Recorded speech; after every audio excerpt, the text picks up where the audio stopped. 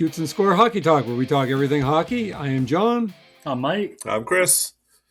All right, gentlemen, let's go. Now, our first topic up for discussion today is what happened Tuesday night. The New York Islanders and the New Jersey Devils. We don't often talk about the Devils, and we don't talk a whole lot about the Islanders, a little more lately. But Tuesday night, it was a 9-0 win for the Islanders over the Devils. Just couldn't believe it. This has to be one of the worst beatings of the year. It's one of the worst beatings I've ever seen. To be fair, I didn't see the game, but the highlights I saw the next day, I couldn't believe it. The Devils goalie, Jacob Markstrom, he was quoted as saying after the game, and I've got this quoted down here, "That was embarrassing.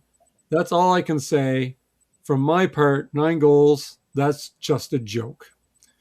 The Devils coach, Sheldon Keef, who I know all too well, he left his top goaltender in for the entire game as a slumping New Jersey team lost very badly despite outshooting its rival, the Islanders, 44-24. And Keefe said he wasn't trying to send a message to his goaltender.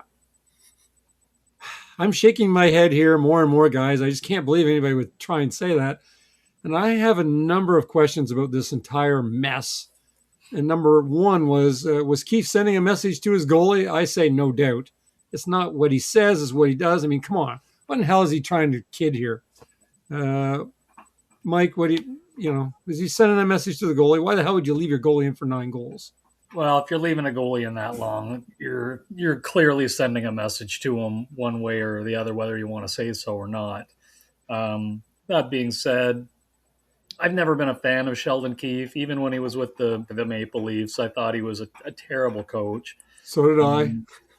And he's not proving anything different since he's gone to New Jersey. This year, especially since Jack Hughes cut himself up for dinner there, it's been absolutely terrible. And Markstrom alone, how he was able to get New Jersey to give him a new contract extension, he hasn't shown that he's been any good for years. So he was he's taking the money and running, I think. But not a fan of Markstrom myself either. So, not surprised that New Jersey's having the problems they're having. You look at, some of the players that are underperforming as well. I mean, the whole team is pretty much underperformed. And the biggest one of note is Dougie Hamilton. What's he got, 9 points this year?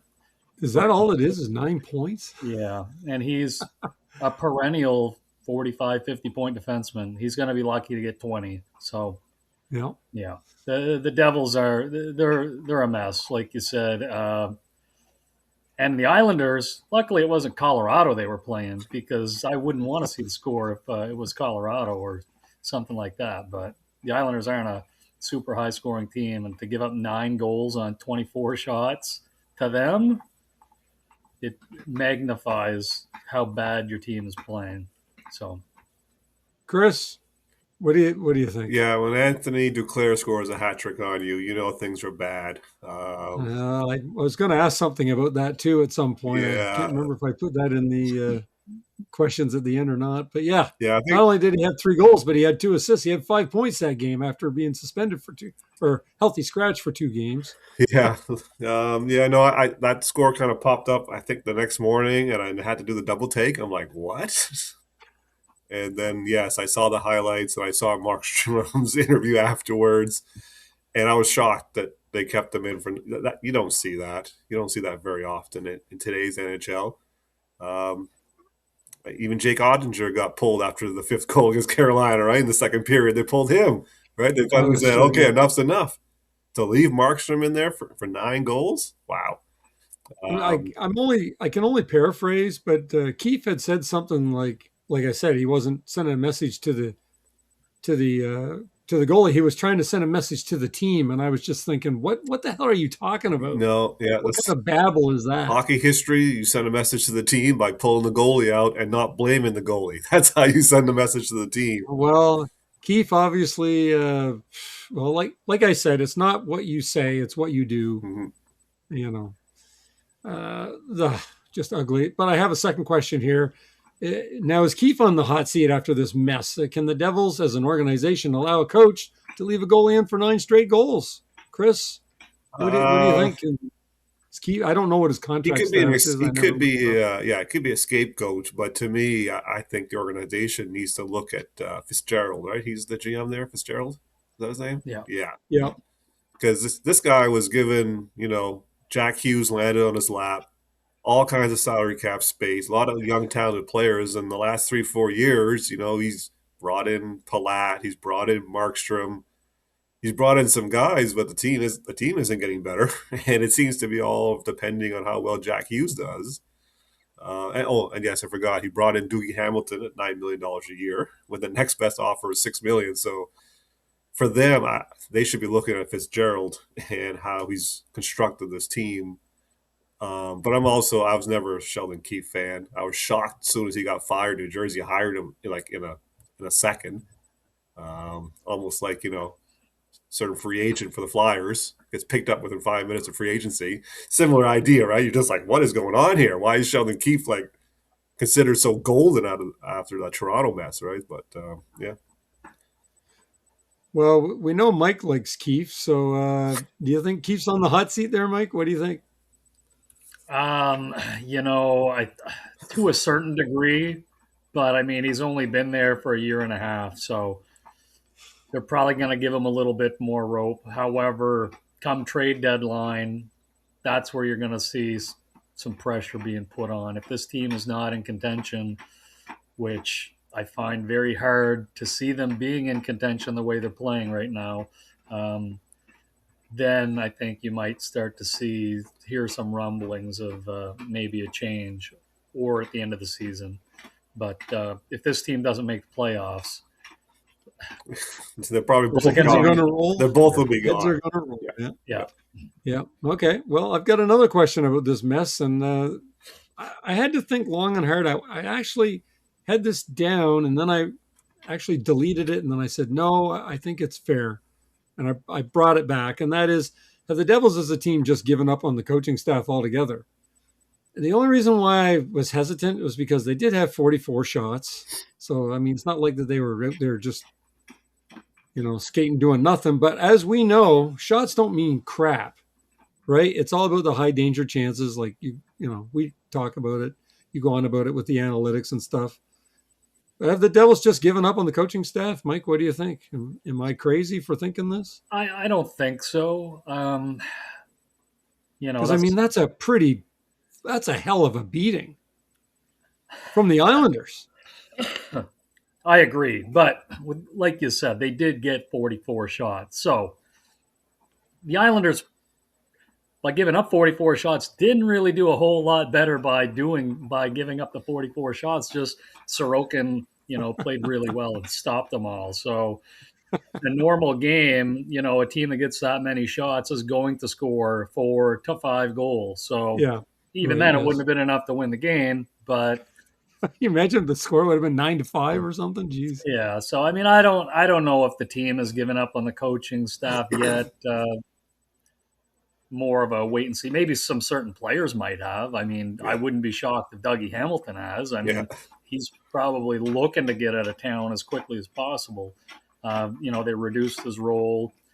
He's lost his number one power play job to Luke Hughes for the most part. So, he's probably the guy who's looking to get out of town. And I think New Jersey's probably looking to move him out of town as well. But with his contract, it's going to be tough for another team to eat because I'm not sure how many years he's got left on the deal. But I think there's only 3 years, 2 or 3 years after this, but it's still $9 million.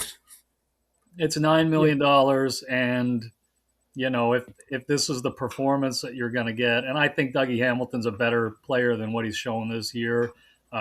Change of scenery is probably best for him, but New Jersey's going to have to eat some of that contract in order for another team to take a swing at it, I think.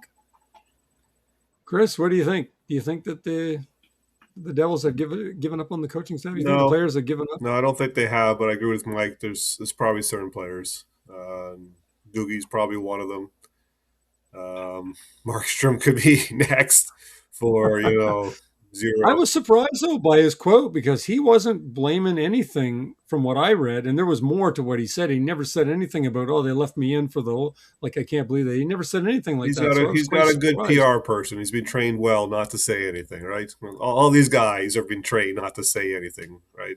The best thing. Yeah, but sometimes training at the heat of the moment when it comes Anthony to something Storlars, like that, don't mean Anthony Storlars missed that meeting in Toronto for sure. He missed that one. Yeah, but the rest of the league and the rest of the guys, they get it. Markstrom's not going to throw his coach under the bus, not on that spot. But I'm sure behind scenes, he's probably pissed, right? He's probably mad. He's probably wondering why he wasn't taken out. But that'll be all taken care of behind closed doors for that team. But there's. And just to bring an analytics piece, I know Luke Hughes, he's made some offensive plays, some offensive goals, right? He gets on Sportsnet. But analytics-wise, Luke Hughes is terrible defensively. Terrible, right? But that gets brushed aside because, he's a Hughes brother, right? And they're all good. They're all superstars, right? So, but, yeah. And Dougie Hamilton's really good offensively too, but defensively sometimes he struggles a little bit. So, you better be careful what you say, Chris. Yeah, the mix there isn't great. And, if they don't make the playoffs, I expect some changes, big changes going on there. Yeah. And just to quickly add on Hamilton, I believe there was a rumor that the Devils tried 2 or 3 trades, and the players, because they have no movement clauses, and they mentioned Palat and Hamilton, rejected it. So I think there's been opportunities there, and the players have already said no. But I'm sure that doesn't help Hamilton and Palat on how they're playing there, knowing that the team wants to move on from you. So I think they've just got a lot of problems. They got 99 problems. Well, you have to be careful what you say, Chris. And winning could be one of them. You might get banned off Twitter. Oh. You might get blocked off Twitter. Yeah. So you better be careful what you say about these guys. All right. I have one more question about this entire mess, and then after this, we'll drop the subject. But I just thought this 9-0 game, I was so stunned when I saw it. I thought, man, I got to make some questions up about this. Is it time for us to say the New York Islanders are better than we all thought at the beginning of the season? Chris, is it time to admit the New York Islanders are just a better team than we all thought? Well, I definitely thought they were going to be one of the worst teams. Probably not bottom 3, but probably in that 5-6 area bottom. But I know the season's only half done, but I mean they've performed good enough. Yeah. What do the analytics say? It looks like they hit the jackpot with the defenseman there. Yep. But the rest of the team didn't really change much, and they lost Palmieri there a month ago or so. Gauthier, they gave him a terrible deal a couple of years ago, and they keep sitting him and playing him and sitting him. And but right now, one thing they are doing, and I'm assuming it's Patrick Roy, is making them play, the old trap system, stay back. Yep. Right. That's what they're doing. That's why they got outshot badly. Right. They're leaning on their goaltending and making sure all 5 guys are disciplined and choking up the middle of the ice, right? So I'll give Roy some credit there because I think he knows his team is undermanned and underskilled versus everyone else. So I am surprised on how well they're doing. I didn't see them even sniffing around the playoffs at all. Mike, is it time for us to admit the Islanders are just better than we thought at the beginning of the season? Because I didn't think that they'd be this good right now. Yeah, I mean, looking at the way they've played so far this year, they've been better than what we thought they would be. I'm still very skeptical. There's still a lot of season left, so still a lot of season left. That's right. I mean, and that there's some teams that are behind them, like we just talked about New Jersey. If we were talking before the season, I would have thought right now New Jersey would be ahead of them, and they're not. Right. Same thing with Washington. I would have thought Washington would be ahead of them, and they're not. So don't say that around Chris. Well, but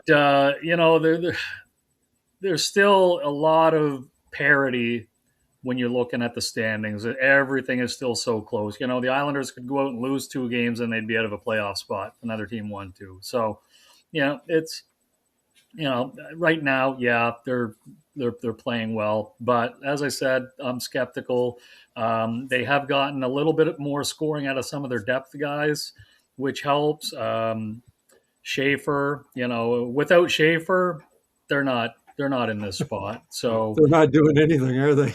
and they did a little bit more subtraction as opposed to addition in from the offseason. Like they traded Noah Dobson away, and Schaefer's basically been the only guy that's come in to replace him. So other than that, the team is very, very similar to what they had last year.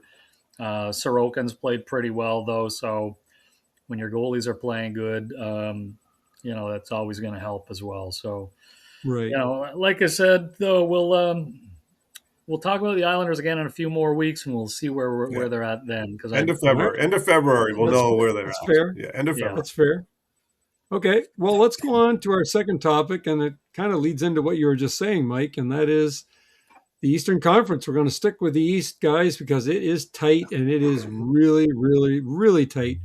The second to last place team, which when I made up these questions, was the Ottawa Senators. They were in 15th spot out of 16, and they were only 4 points back of 8th spot while they were in 15th. That's crazy. I have two questions about this, and is this just going to be the new norm now? Because it was like this for a lot of last year as well. It's probably going to be like this every year from now on. Like, what do you guys think? Is it the new norm? It's going to be this way every year? What do you think, Mike? Is this just the way things are now? It's tough to say.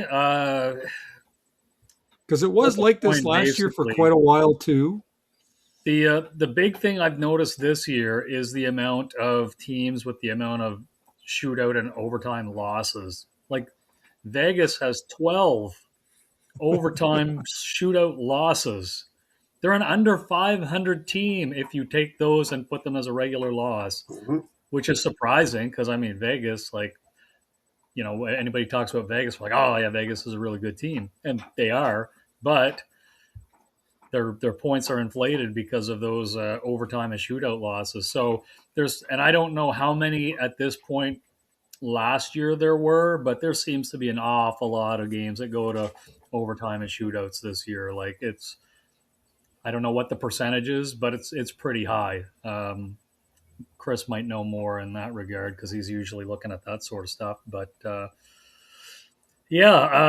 to say if it's going to continue on like this next year. But I know that the teams, when they're in a close game and it's tied, you see some of these guys go behind the net and kill time off the clock just to get it to the overtime to get the extra point. So I don't know. It's a toss-up for me on whether we'll see it continue or not. Chris, what do you think? Is this just the new normal now? No, I don't think it's a new normal. It's just this time. Because you got to also remember back in the summertime, a lot of talk was teams wanted to make trades, but nobody wanted to trade because every team thought they had a chance to do well this year, right? And that lends to our next question. Yeah. Right. So there wasn't much activity other than the San Jose's and, trying to bring in money.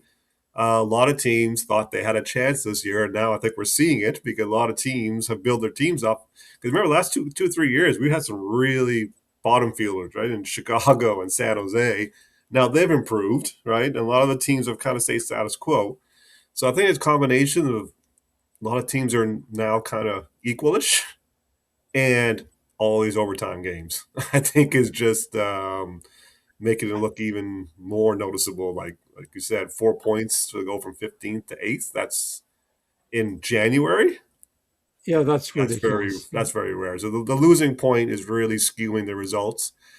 And other than Colorado and I guess Dallas, the top teams in the East have had issues, right? Like Tampa Bay had a bad start. Florida, with all their guys, are missing. Carolina's first, and they've had all kinds of injuries, right? So the top teams haven't been healthy to really rack up the points, I think, as of last year. So I think those are the three things that are kind of creating this mess today.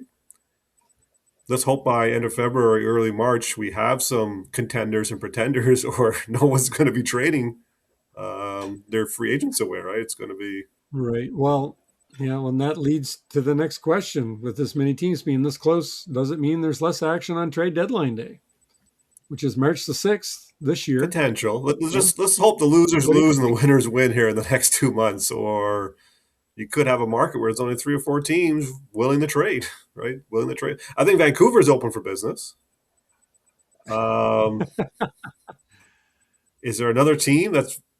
Oh well, Calgary for some reason is trying to say no. We don't want to move guys for some unknown reason. But man, they looked horrible last night. I'm not aware of a team. They're going to move Anderson because he's going to leave either way. Anderson's going to be gone. But other than those two teams, is there another team that's waving the white flag?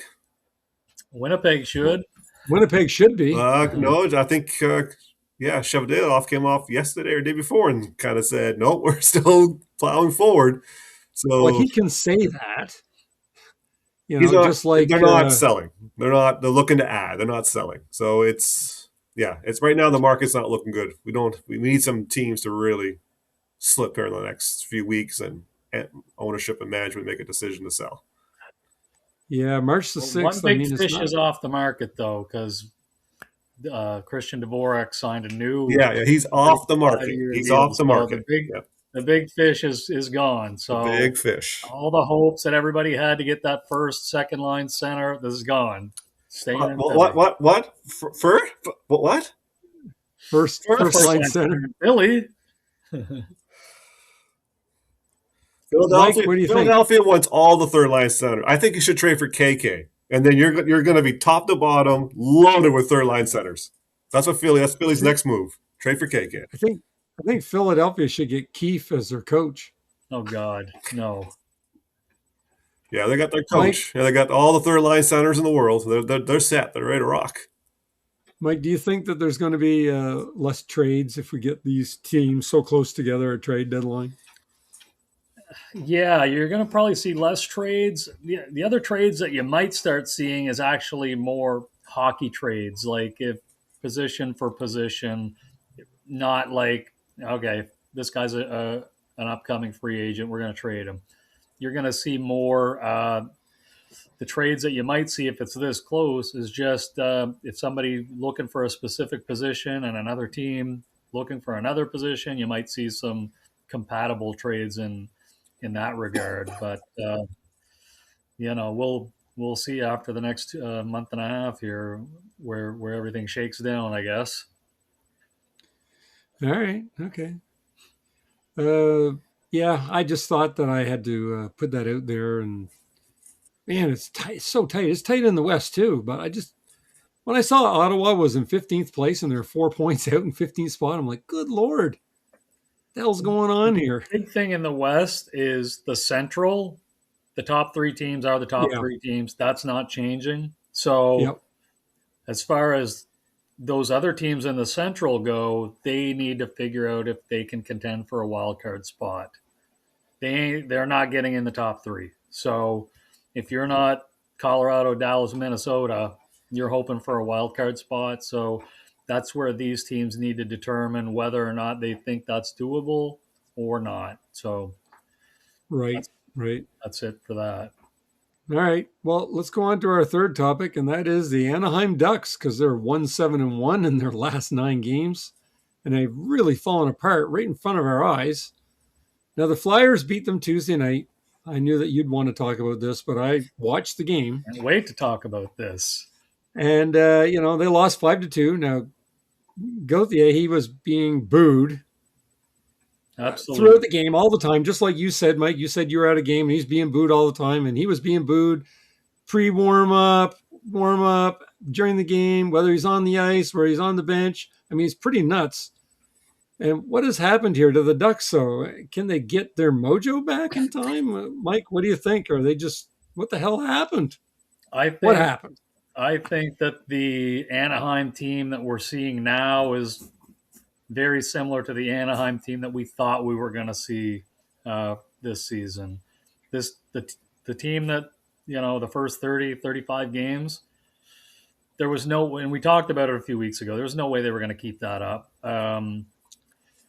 they had a pretty good run when they did, but now once the top line started to slow down on the scoring, everything slows down. So once Leo Carlson slowed down, that was it. Like the rest of the team, Gauthier is still getting his points, but Carlson and Troy Terry, they've slowed down a little bit. So, and that was, a big chunk of their offense. So they're still going to battle for that wild card spot because they did get off to such a great start, but the goaltending also the last month has really come back down to It's been earth. bad. Yep. Other than Dostal, they've got like minor league goalies, Mrazek and Husso. Those guys aren't NHL caliber goalies anymore. And Dostal, you can't overplay him, which they have had to, and he's been hurt. So, the goaltending, as I said, is come back down to earth, and unless they can, step it up the way they did before, they're going to battle for that wild card spot. Best case scenario. Okay, Chris, what do you think? Yeah, it was when I saw this question come up. Jay Fresh had already got this question too online, so he's responded for a few of them. So I'll just piggyback on some of the things that he noticed. And first one, yeah, Leo Carlson. I think he's got 0 goals and 0 assists in the last 9-10 games for a so-called superstar center. 1 point in the last 10 games, yeah. Yeah. 1 point. And Jay Fresh kind of stated that, well, the analytics shows he's just trying to run through people, and he's assuming teams are adapting to he just wants to run through you, right? He's not trying to use skill. He's not trying to pass. He's just trying to skate through guys and go right to the net, and it doesn't seem to be working for him right now. Second one is, Dostal. Terrible. He's like, I don't know how many times I see an Anaheim game and they're giving up 4 goals, 5 goals, 6 goals, 7, and it's Dostal. I'm just like, what is going on? I didn't even know Mrazek was the backup goalie there until he played a game and got lit up, right? And I'm like, holy jeez. But Dostal was excellent last year, right? And this is why they moved on from Gibson, because he had great numbers. And now you look at his numbers, you're like, wow, 330, 2.4 goals against average, 8.85, 86 save. Nothing compared to what he was doing last year or the beginning of the start of this year. Right. And the third one is Jackson Lacombe, right? He was the shiny new toy last year, big breakout. They give him the big contract. And I think in the last 4 or 5 games, he's been terrible. But then Jay Fresh did come out and say, well, it's hard to be good when your goaltending save percentage is .760 when you're on the ice. So I get it. Yes, the goalie's not making saves while you're on the ice, but are you contributing to giving up high danger chances for your goaltenders? Not see, analytics is good, but it doesn't give you the whole picture, right? The picture says, okay, puck luck, right? Your goalie's not making saves. Yeah, but is Jackson Lacombe creating these high danger, right? And analytics says, yeah, he hasn't been as good. So when your number 1 defenseman, your number 1 goalie, your number 1 center are not producing, I don't care what team you are, you're going to lose. You're going to lose. That's what's going on at hand. Because like you said, the other guys are still scoring, right? Cutter's still scoring. I know Brett Seneke's still producing. Other guys are producing, but they can't. They're just giving up goals and giving up chances. And what are they going to lean on? Radko Gudas and the idiot from the Rangers. What's his name? Trouba. They're going to lean on these 2 guys to get them out of it. Come on. Come on. Well, I did see that game. I watched it. Gauthier, I saw him score. He scored his 20th goal. I believe it was his 20th. Yeah. It was but, Flyers, they look good. I thought they looked good that game. So, The Flyers, I'm telling you, if they played every game like they played against Anaheim, I don't know if they'd lose. That's the emotion of Zegras. That's the emotion. It's that and the hatred for Cutter Gauthier. Like it brings me back to the old Philadelphia-Pittsburgh rivalry. Is this Anaheim-Philadelphia rivalry right now? All because of the Cutter Gauthier thing. Like, when I was there last year to see this game, it was a playoff atmosphere. Like you would have thought Stanley Cup was on the line. because they wanted to win that game so badly. Same thing as this game last night. Like Zegras, he was out there to prove a point. Mm-hmm. I mean, and the goals he scored, like he's damn near behind the net at a terrible angle, and he's not missing. And I mean, he's got a great shot as it is. So I mean, but yeah, I had this game circled on my calendar, and it's funny that we talk about it because I had actually wanted to go to the game, but Ben, who I usually travel with, he's not a fan of going to the States, under the current administration. So and he's right. So so it kind of put the kibosh on this, because if that was the case, we'd also be at the game tonight with against Toronto, which would be another great game to see. But yeah, it would be. It would be a great game. Yes. But if the Flyers need one guy to hate on every single team, I think if they can find this one guy, then and we kind of get off topic from Anaheim, I guess, but it's all right. It's all right. I brought this question up on purpose. I wanted to see, and I watched the game because I had to see it. You guys didn't watch the Carolina game? So you didn't watch the Carolina Dallas game? That was full of hatred too. Mikko Rantanen was getting booed everywhere. Trust me, I read about it, but I did not watch it. Yeah. Yes. Carolina looked energized. It's the first time in a long time I've seen a team energized that Carolina was playing. They wanted to beat them and put it to them. There's a lot of hatred out there for certain players lately, it seems. And Rantanen, well, he's enemy number one as far as I'm concerned. Well, not enemy number one, but anyway, we won't get into him. So I got one more point for all this, and I just wanted to bring this up. Does Gauthier being booed constantly, and I mean constantly, like even in the pre-warm-ups and stuff, does that affect him and his teammates negatively? Chris? No. What do you think? No. Competitor, a competitor wants that. They want them. If the fans are noticing you, that's what you want, right? I don't think Gauthier is going to play differently or whatever because the fans are Philly or booing him. Probably motivates him just like Zegras was motivated, right? And even Rantanen, Stankoven, right? These guys are motivated when they get in those scenarios. Other than that, Stankoven was cheered in Dallas. Yeah, he was. Rantanen was booed heavily in Carolina. Yeah. Well, they were saying that Stankoven was better. Yes, they were chanting Logan's better. Yeah, Logan's better. I'm like, wow, unreal. They said the last time that happened was in junior hockey when they were playing Connor Bedard. His home fans are saying Logan was better. Yeah. Yeah. Mike, what do you think? Do you think this affects the team or Gauthier personally, his play?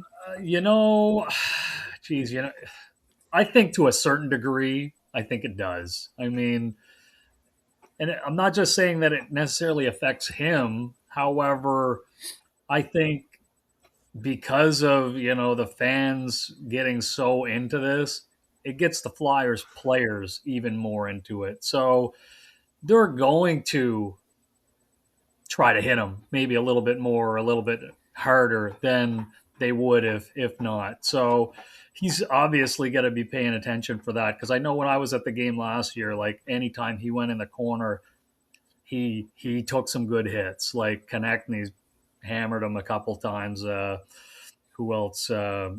A couple of defensemen. They crushed him in the corners a little bit. So it plays into the game, and I'm not saying it's going to mentally take him out of the game at all, but he's got to be aware, because he's got to know that these guys, they take pride in their team, and for a guy that comes out and says I don't want to play there, and you're playing against the guys on that team, they're gonna take some advantage to that. So I think that's the case more so. I don't think it's really going to affect his mental state of how he's going to play his game, but he's just got to be aware of his surroundings a little bit more than perhaps at any other times. Okay. All right. Well, that's fair.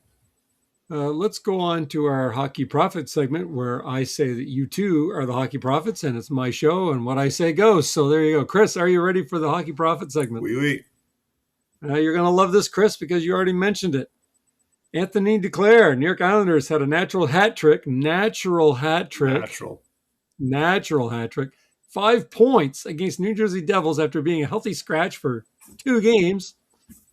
Chris, the question I have for you is, should anyone on the Hurricanes be a healthy scratch for 2 games to stir up their troops? Wow, that's a tough one. Yeah.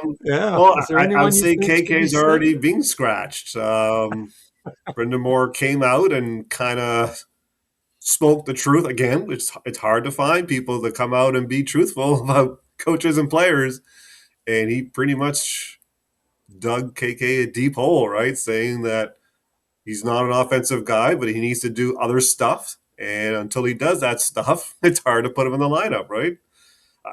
Right, yeah. If you watch Carolina, I could tell Brendan Moore was not happy with him last year, right? And this is just a continuation. I'm sure he's like, if you can get him out, get me something else, right? Right. So, but yeah, he's been scratched already. He's getting scratched again now. They do have some depth, but I think that Noah Phillip guy got concussion, sounds like last night. Tchaikovsky should be back because they still have him, right? So, yeah, I don't know. KK days are numbered. Okay. So he'd be the guy. All right. I thought that would be an interesting question to send your way. Mm-hmm. Mike, Nashville has made it back to the 500 mark and is 3 points out of last place, or out of the last playoff spot in the West. Mike, do they have any kind of shot at all at the postseason? Yeah, I think they actually have a shot at the wild card spot the way they've been playing. However, Barry Trotz has reiterated that they're still open for business. So I do think that, if any of these guys get moved, I think Marchessault is the guy they'd be looking to move. Stamkos has really kind of woken up there the last month and has been playing really well. Ryan O'Reilly's been playing really well.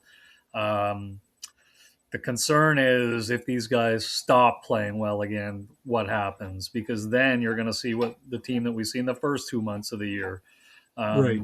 Because I think these are the two guys that determine how well this team is playing. Because Forsberg still isn't playing great. He's only got 30 points or 31 points this year, which is under what he's usually produces. So Saros has played better, though. So that's been good. The defense has started to play better.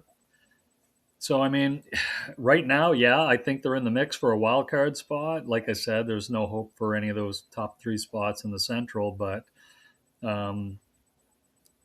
maybe this is Barry Trotz's way to keep them fired up, saying that he's still looking to make moves. Who knows? They're excited to be moved. That's why they're playing well.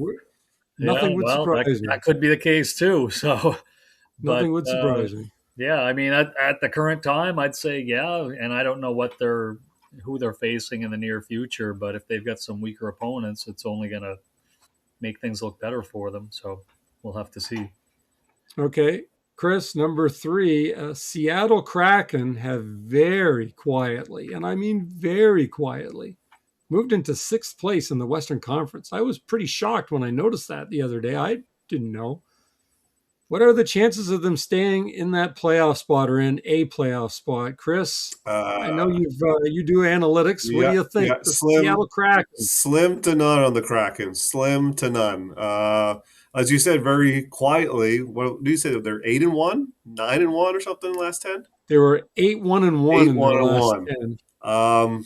They're getting way above expected goaltending right now out there in Seattle land, and they still can't score. They can't score. They got no goal scorer, and they're a bunch of third liners that have been accumulated by Francis and Botterill.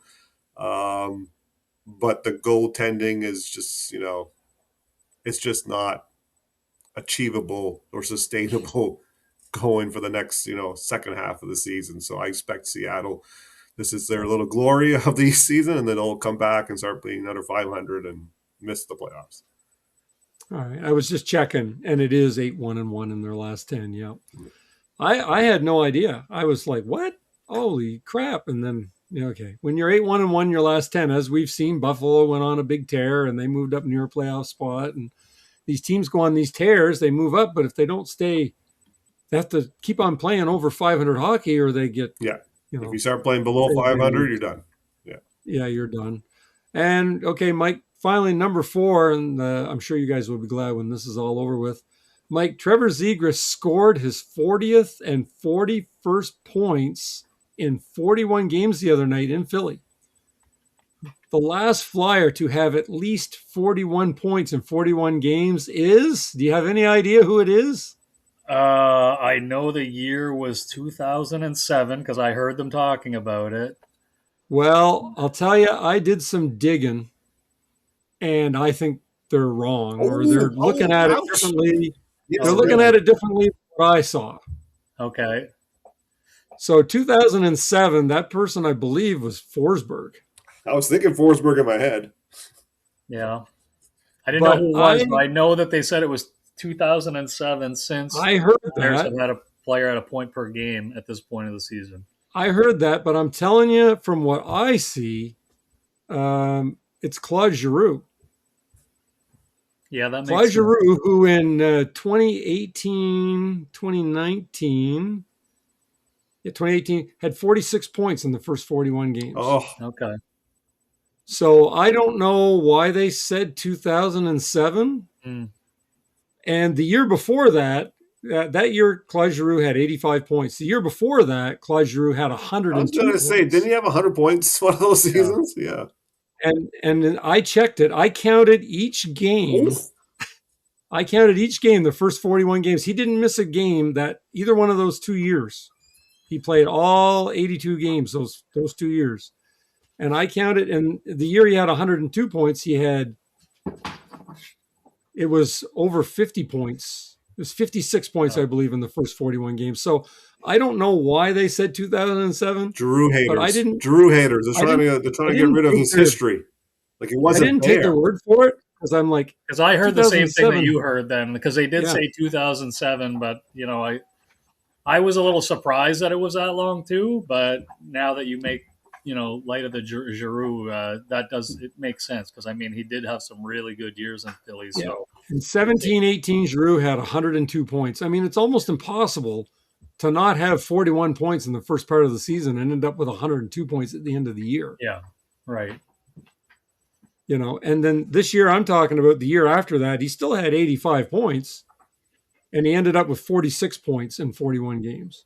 Right. So was it ESPN? I don't know what the hell they were talking about. Was it ESPN or the local Philly broadcast? No, that was TSN. TSN? Yeah, I think it was on TSN, yeah. It was on TSN, yeah. Between the intermissions?